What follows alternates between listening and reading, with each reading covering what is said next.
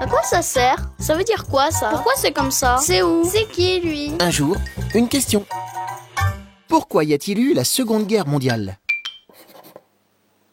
C'est le 8 mai 1945 que s'est terminée cette guerre, la plus meurtrière de l'histoire. Les historiens estiment ainsi que plus de 50 millions de personnes, militaires et civiles, ont été tuées lors de ce conflit. Pour comprendre ces causes, il faut revenir à la fin de la Première Guerre mondiale, en 1918.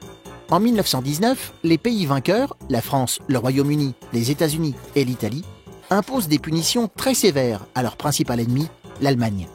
Les Allemands doivent payer des sommes énormes et doivent rendre les régions d'Alsace et de Lorraine à la France.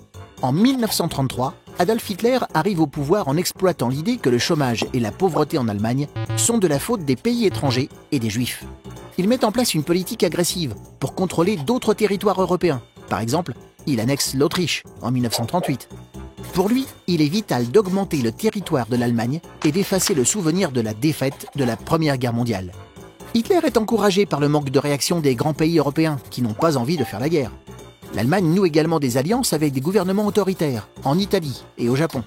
Le 1er septembre 1939, continuant sa conquête d'autres territoires, l'Allemagne attaque son voisin, la Pologne.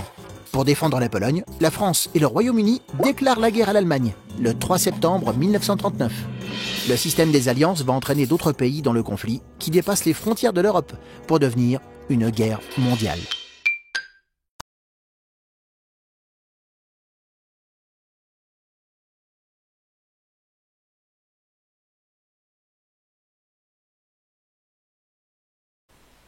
Adolf Hitler veut venger l'Allemagne de la défaite subie lors de la Première Guerre mondiale. Il veut que son pays soit le plus puissant, il envahit la Pologne. La France, le Royaume-Uni, déclarent alors la guerre à l'Allemagne. Les Allemands s'emparent de presque toute l'Europe.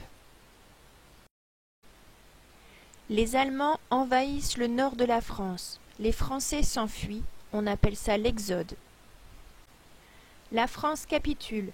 Le général de Gaulle, réfugié à Londres, appelle les Français à résister. C'est le début de la résistance.